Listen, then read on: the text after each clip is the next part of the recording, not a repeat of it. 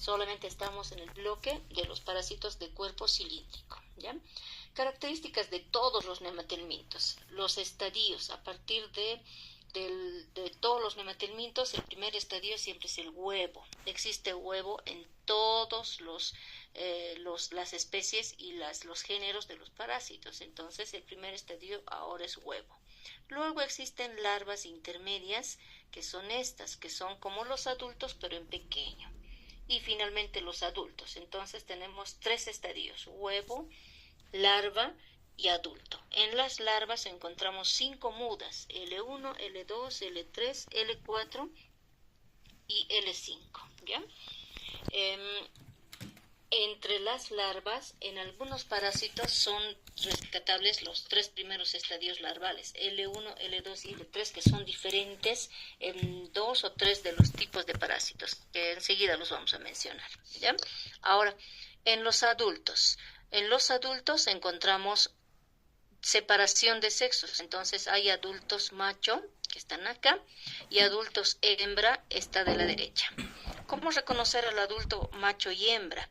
Particularmente primero por el tamaño. La hembra es 2 veces más grande que el macho y la hembra es mucho más voluminosa y ancha que el macho, ¿ya? Entonces esa es la primera diferencia. La otra, el macho tiene la extremidad posterior, como ven acá, encurvada, enroscada sobre su propio eje, y la extremidad posterior en la hembra es recta. Entonces, otra forma de reconocer. La hembra existe de este tamaño porque necesita reproducir su especie. Entonces, su principal actividad es la reproducción, la creación de miles de huevos como para mantener la especie. En cambio, la finalidad del macho es solamente copular a la hembra. No tiene mayor funcionalidad en la mayor parte de los parásitos. En la primera imagen vemos a los estadios adultos y el huevo. Internamente, estos parásitos tienen algunos organelos. Si vemos acá, son estructuras ya algo completas. Algunos aparatos que vemos en ellos. Estos tienen aparato digestivo, suelen tener un aparato reproductor muy importante y un aparato también neuromotor. En el aparato digestivo, rescatamos la cápsula bucal, que en muchos parásitos tiene una un prominente elemento de fijación, como vemos acá. Entonces la cápsula bucal puede tener dientes, lancetas, ganchos, extremidades afiladas, cualquier elemento de fijación. En cambio, el resto del aparato digestivo corresponde a un esófago. El esófago es diferente en todos los tipos de nematelmintos, luego tiene intestinos y finalmente una cloaca o esbozo de ano. Internamente es lo que tiene el aparato digestivo. El aparato reproductor en ambas especies es diferente. En las hembras encontramos una vulva, un útero, ramificaciones uterinas, miles de huevos en el interior y algunos conductos u oviductos para la eliminación de los huevos. Entonces el oviducto habitualmente está ya sea en la parte anterior, en la mitad del cuerpo del gusano o en la parte posterior. Eso es importante en la hembra. En el macho es importante internamente ver en el aparato reproductor los testículos, vesículas seminales y una espícula, que es el órgano copulatriz para la hembra. Entonces, eso es importante en el elemento macho. El sistema neuromotor está formado por cordones nerviosos, cordones longitudinales que van desde la cabeza del gusano hasta la extremidad posterior. Entonces el movimiento es a manera de reptación, es decir, es un elemento completo. El seccionar a un gusano hace que el gusano se paralice y muera. Entonces funciona todo el cuerpo en conjunto, ¿ya? Bueno, aquí tenemos al primer nematelminto, que es Trichuris, llamado también tricocéfalo. ¿Por qué el nombre de tricocéfalo? Porque si observan la forma adulta, tiene forma de látigo. La parte anterior es bastante delgada y la parte posterior gruesa. Parece un látigo, y el nombre tricocéfalo se debe a esta parte anterior que tiene el grosor del grosor de un cabello, es decir, la cabeza tiene el grosor de un cabello, y a eso se debe el nombre de tricocéfalo, cabeza del grosor de un cabello, ¿no? Luego, El esófago que tienen estos son esófagos largos con muchos abultamientos como tienen en su atlas. Hay pequeñas granulaciones que van casi en toda la mitad del cuerpo de los adultos, entonces presenta un esófago que se llama moniliforme.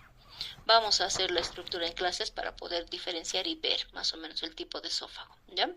Bueno, entonces este esófago es largo, ocupa prácticamente la mitad del cuerpo del adulto, luego vienen los intestinos y el resto del aparato reproductor. En su estadio de adulto son los dos elementos los que están acá. La longitud varía entre los 35 a 45 milímetros, es decir, mide la hembra 3 centímetros y medio más o menos, y el macho puede llegar a medir entre 2 centímetros y medio a 13, siempre es más pequeño. Los adultos generalmente están en el organismo según una cantidad considerable. La patología depende mucho de la carga parasitaria, de No, cuántos parásitos haya. adultos llegan a formarse en el intestino o llegan a fijarse al intestino. Los estadios larvales no tienen ninguna particularidad, son como el adulto, nada más que en pequeño, entonces no hay nada diferente en los elementos larvarios. El huevito sí es el único huevo con estas características, un huevo ovalado en forma de baloncito de fútbol americano, tiene capas o cortezas que son coberturas bastante duras en la parte más externa. La capa externa es gruesa, quitinosa, tiene una capa media un poco hialina y una capa interna embrionaria que protege al embrión. Entonces el parásito realmente está aquí dentro, protegido entre capas distintas. Presenta dos tapones mucosos a los lados, como pueden ver acá, y el embrión que está dentro, que es el gusano, va a madurar hasta formar una larva y entonces se convierte en un estadio infectante.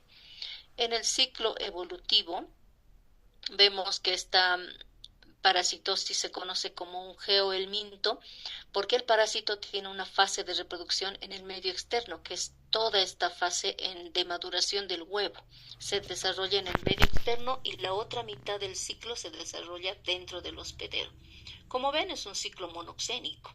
Entonces el parásito vive a la altura del intestino grueso, ya sea en el ciego o en el recto, donde están los adultos. Entonces, una vez que Mm, existe la copulación, la hembra elimina huevos de trichuris a través de la materia fecal. En el atlas que ustedes tienen está el ciclo de arriba hacia abajo, ¿no? Arriba está el hospedero y abajo está el desarrollo en el medio externo. Entonces, a la derecha empieza la fase de eliminación, a este lado. Luego, este huevito que es embrionado y que está todavía, diríamos, inmaduro, presenta solamente un embrión en el interior. Este huevo pasa por fases de maduración. ¿Cuáles son las fases de maduración en el medio externo? Primero, el embrión presenta dos lóbulos, es una célula bilobulada. Luego presenta un estadio de mórula, una especie de racimo de uvas, y luego forma una larva en su interior. Esta larva ya tiene estadio L1. Entonces, cuando el huevo ha formado su primer estadio larval, es infectante. Una vez que ingrese con alimentos, agua u otros elementos contaminados, entonces se convierte en un parásito activo. Esta fase de maduración se desarrolla en el suelo, estará presente en alimentos, agua, llevada por vectores mecánicos u otros contaminantes. Entonces la vía de ingreso aquí es la vía oral, el elemento infectante es el huevo larvado y el mecanismo de infección, fecalismo. mecanismo. ¿Cuánto tiempo le toma madurar a este huevo en el medio externo? Entre los 4, 10, 11 o 14 días. O sea, ¿por qué es tan variable? Porque depende mucho de las condiciones climatológicas de fuera. En un clima más caliente puede madurar hasta en 4 días y en un clima un poco más frío demorará 10 o 11 días, ¿no? El asunto es que la larva se forme. Una vez que el huevito ha ingresado, pasa al estómago, los jugos gástricos debilitan uno de los tapones, se abre el tapón y se libera la larva L1, que pasa al intestino y realiza dos mudas aquí en intestino delgado. L2, L3, porque ya estaba la L1 dentro, ¿no? Pasa dos mudas, L2, L3, pasa al intestino grueso, realiza otras dos mudas, L4 y L5, y luego se convierte en adulto. El parásito vive como adulto enclavado a través de la porción anterior de la cabeza, que es la zona delgada, dentro de la mucosa del intestino grueso. Aquí ven un segmento del intestino grueso donde solamente se ve la parte posterior, la parte gruesa, y toda la parte anterior, que tiene prácticamente una terminación como en una lanceta, entonces está dentro de la mucosa del intestino grueso. Verán entonces que la patología depende de cuántos gusanos se enclavan en la mucosa intestinal.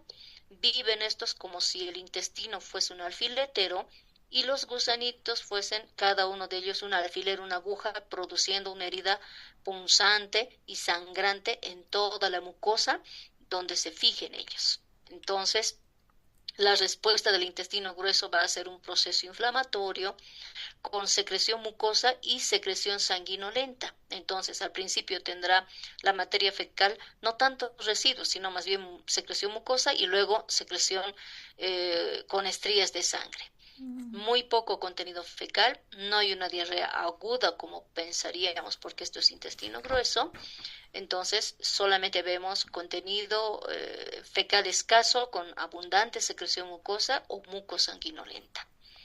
Como el parásito está en el borde del recto, produce también estimulación y proceso inflamatorio a nivel de los esfínteres. Los esfínteres sufren una flacidez, es decir, pierden contracción, y el paciente tiene un síntoma. Además del dolor, este paciente tiene una sensación constante de pujo y tenesmo, quiere decir sensación de evacuación. Presenta ganas como de ir al baño, pero no evacúa nada.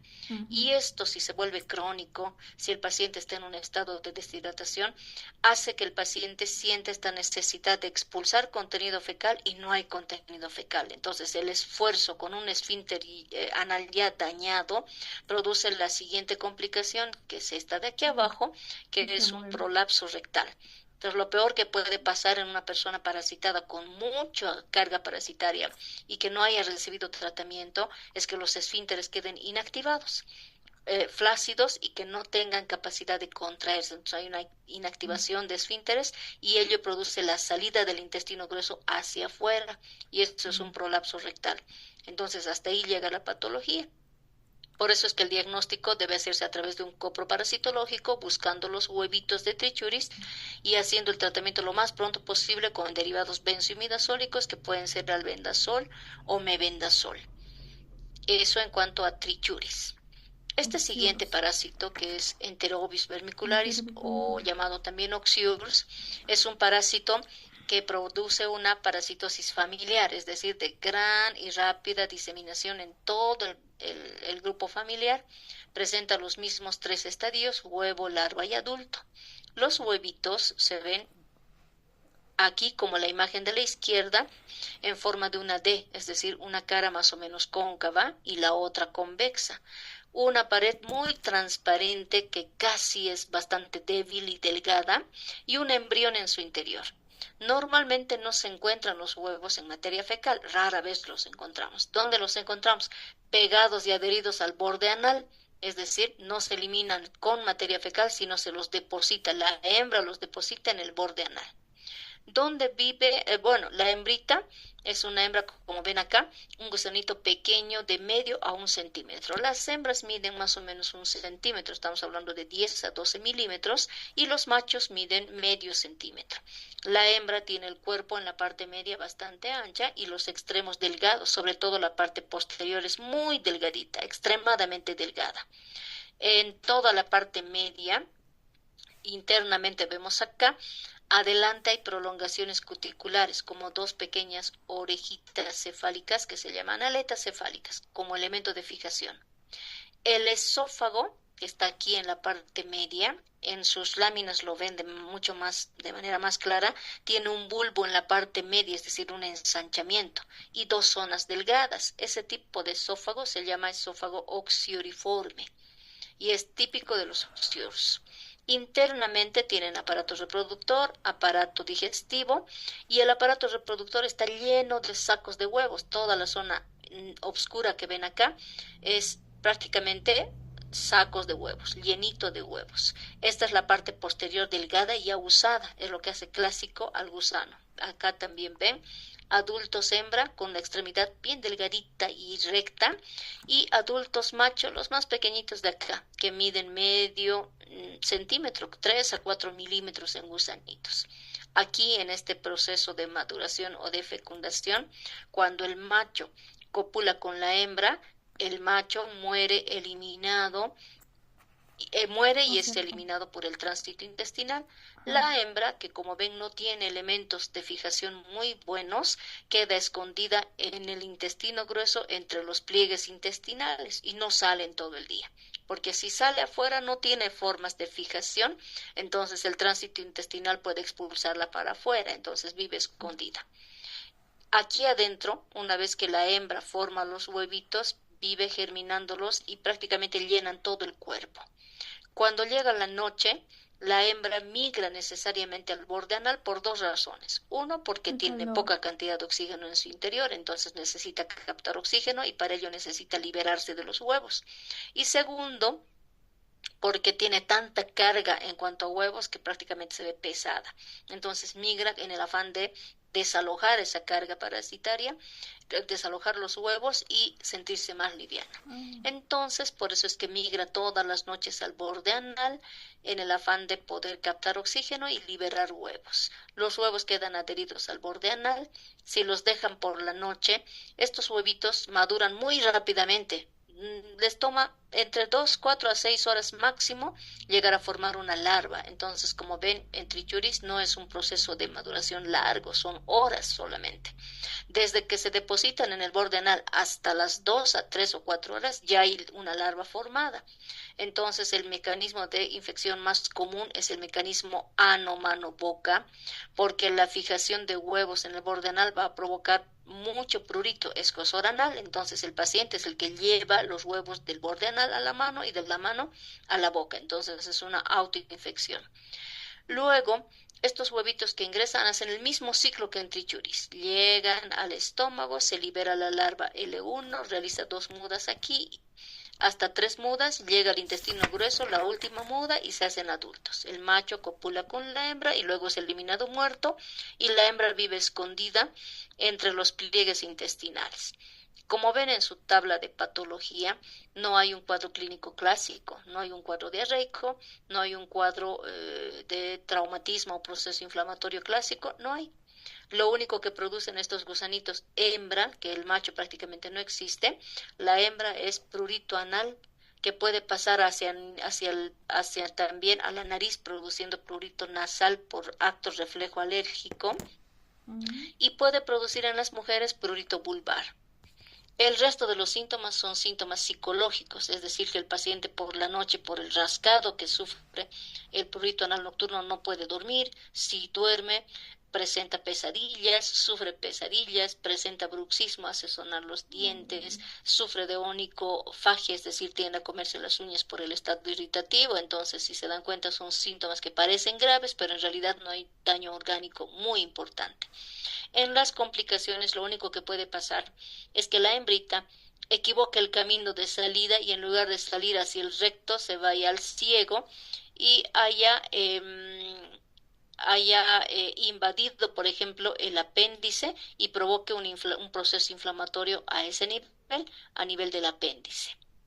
Es lo que puede ocurrir, ¿no? Hay una apendicitis, o migra al peritoneo y provoque una peritonitis, o bien vaya a la región bulboperineal y produzca una vulvovaginitis inespecífica y por error en el camino de la hembra. Entonces las complicaciones no son graves, excepto que la hembra vaya a otro sitio diferente al intestino grueso.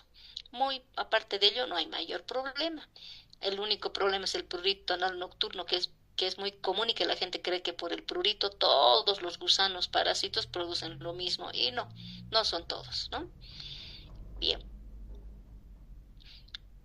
si por un caso la reunión llegara a terminar, por favor, con el mismo enlace, no, vamos a crear, no está programada la reunión, voy a enviarles un enlace para una nueva reunión, ¿ya?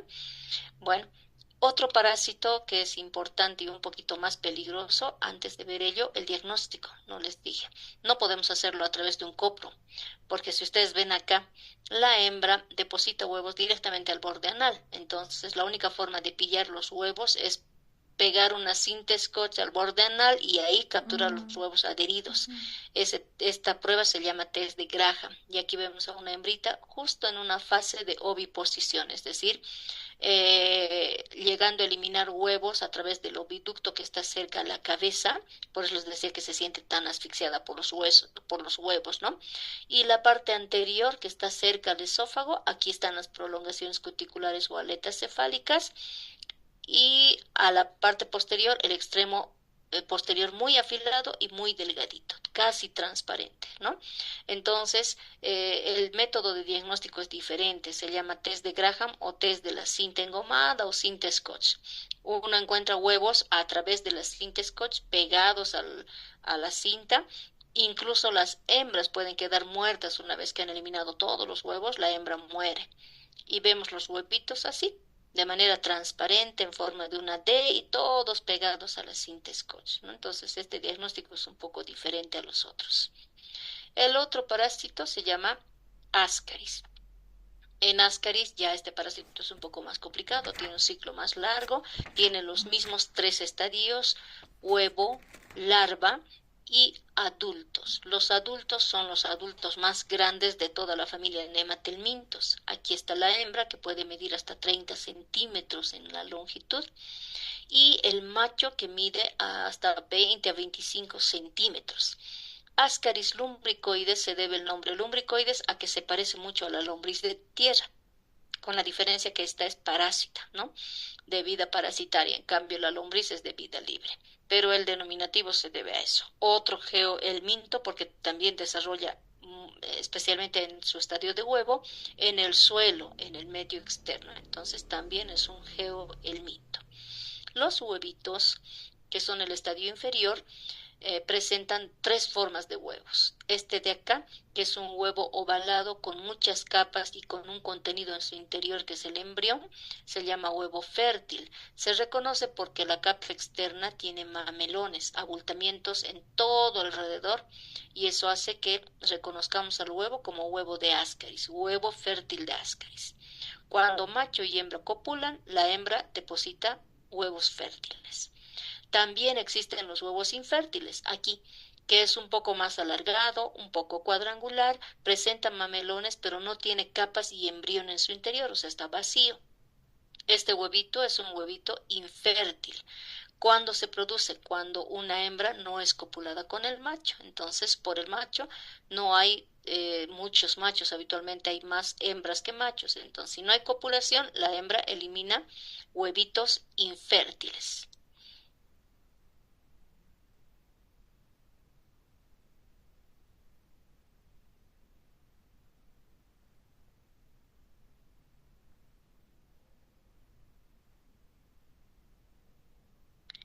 Entonces hay un huevito fértil y un huevito infértil.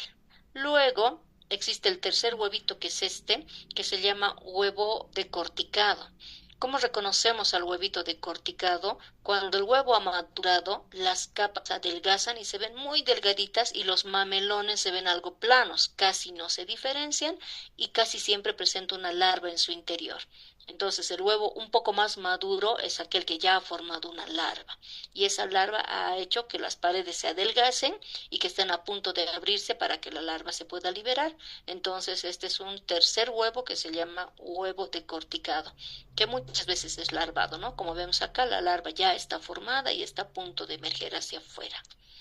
En el ciclo evolutivo es un ciclo monoxénico. El parásito vive en el intestino delgado, entonces es eliminado por materia fecal y en la materia fecal encuentro dos tipos de huevos a la salida, los fértiles y los infértiles. Los fértiles, si maduran, son elementos infectantes y los infértiles no van a llegar a madurar, no van a poder formar una larva, entonces no son infectantes. ¿Qué quiere decir encontrar un fértil? Que hay machos y hembras, y un infértil que solo hay hembras. Cuando el huevo fértil llega al suelo, está presente en el suelo entre alimentos, agua y otros materiales, entonces este huevo madura igual que en trichuris, forma dos lóbulos, una mórula, una blástula y luego una larva. Entonces el huevo larvado es el estadio infectante. Ingresa por la boca, llega al estómago, se abre el huevo que ya es delgadito en cuanto a paredes y se libera la primera larva L1 que ya estaba dentro. Forma su segundo estadio L2. Esta L2 que está en intestino delgado tiene algo particular, tiene un pequeñito diente cefálico en la porción de la cabecita, un estilete o algo, una especie de gancho. Eso hace que las larvas L2 puedan romper las paredes intestinales y viajar por vía circulatoria, pasar hacia la vía sanguínea. En su paso por la vía sanguínea, llegan desde las vénulas mesentéricas o venas mesentéricas al hígado, del hígado pasan al corazón del lado derecho por venas cavas y del corazón hacia el pulmón por arteria pulmonar. Llegan a los pulmones, aquí realizan hasta en ese camino por vía sanguínea que se llama ciclo de Los. Entonces, ¿qué es el ciclo de Los? El paso de las larvas L2 por vía sanguínea por hígado, corazón, pulmón. Aquí realizan dos mudas más hasta que éstas lleguen a los pulmones, están en un estadio L4. Estas larvas producen en los pulmones un tremendo proceso inflamatorio, es decir, un foco inflamatorio que se parece a una neumonía que produce fiebre y tos. La tos hace que las larvas que han pasado de los capilares a los sacos alveolares sean arrastrados por los bronquiolos, los bronquios, la tráquea y son llevados hasta la faringe. Aquí en la faringe, en vía aérea superior, la tos hace que las larvas lleguen hasta aquí. Hay un conducto común que es a través del epiglotis, entonces las larvas pasan de la faringe al esófago. Son deglutidas por el esófago, realizan su quinta muda, aquí no les pasa nada con los jugos gástricos, vuelven al intestino delgado como larvas L5 y luego se hacen los adultos. Se forman los adultos macho y hembra, el macho copula con la hembra y ambos quedan enrollados, es decir, se protegen del peristaltismo intestinal entrecruzándose entre ellos, entre machos y hembras, forman un ovillo y ahí viven, protegidos del peristaltismo. No pueden provocar eliminación de la larva porque el gusano es más grande que tan grande como el intestino, entonces no le pasa nada con el incremento de peristaltismo. Ahora, en la patología hay tres fases de patología. La primera, la migración de las larvas, que provocan una irritación, molestias gastrointestinales cortas y leves, que pasan cuando las larvas han migrado a la vía sanguínea. El otro problema está aquí a nivel pulmonar. Cuando las larvas llegan a los pulmones, producen un proceso inflamatorio intenso, una reacción linfoplasmocitaria, sangrado, expectoración, tos y fiebre. Todo este proceso pulmonar se llama síndrome de Loeffler, que no es más que la manifestación clínica del ciclo de Los. Luego, la tercera fase de la patología, que ya es provocada por los adultos, es intestinal. ¿Qué hacen estos adultos? Por el tamaño que tienen, producen oclusión intestinal. Depende de la carga parasitaria, claro que sí. Depende de cuántos parásitos se llenen en el intestino como para obstruir el intestino. Entonces, al principio va a haber una irritación, un dolor abdominal con leves deposiciones líquidas, pero a medida que se llenen los gusanos en el intestino, las deposiciones van bajando. Entonces, al revés del otro, el paciente no siente tanto proceso diarreico, sino más bien sufre estreñimiento, hasta que se ocluye por completo el intestino y la obstrucción intestinal elimina el peristaltismo, no se escucha, no hay evacuación de materia fecal y puede esto convertirse en una parálisis del intestino delgado. Entonces el intestino sufre un hilio, una parálisis mecánica que es producida por la presencia del gusano grande dentro del intestino. Ahora, de acá, lo que puede pasar es que entre gusanos se agredan y muera uno. Si uno muere, los otros huyen. Entonces viene la complicación de la infección por Ascaris, que es la migración de adultos. Los que migran son las larvas